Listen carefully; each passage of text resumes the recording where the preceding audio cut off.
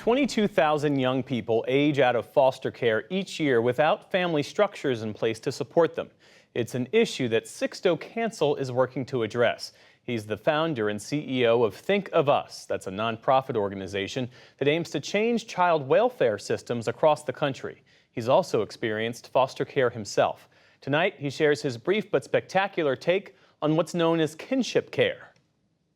I think the hard secret that a lot of people who've experienced foster care carry is that, we all wish that we had family and that we could be raised by people who truly are in our corner and who love us. But for so many of us, that's just not our story.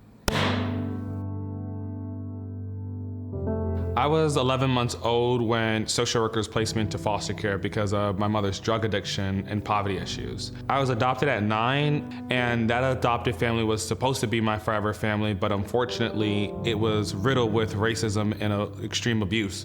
The things that I had to do to prove what I was going through really fired a passion in me to say the system has to function differently. I should not have had to literally tape a recorder to my chest to actually tell the world what was happening to me and to be believed. And so when I turned 15, I joined the youth advisory board at the foster care agency. And that's when I started to be able to give recommendations, to be able to work with the state legislators to understand how is it that you actually fix a broken system.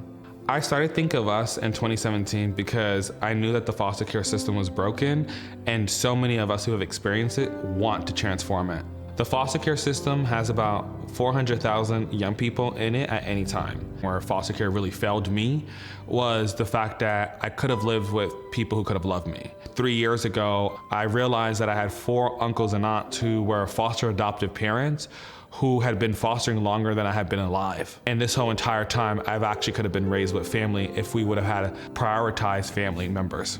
When I think about, the experiences that I had, I wish I was saying that they were unique, but they're not. And I believe we can have different solutions to those things. Kinship care is like a version of foster care, but instead of it being an unrelated person that you don't know, it's an aunt, uncle, cousin, a sibling who's acting in that space of providing you care. We now know that when children are placed with a relative, that they graduate high school more on time, that they have less moves, that there's less trauma, and that young people have their family members to be able to navigate life. And without the human beings who are in our life to be there to guide us, how much opportunity do we really have? Recent laws and legislation allows for us to do things differently.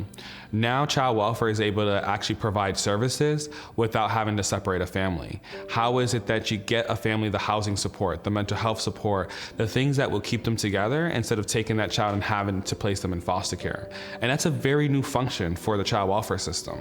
And so if we need to separate family, let's make sure we have exhausted every other option before we do that. And if we do have to separate family, that we place them with a relative.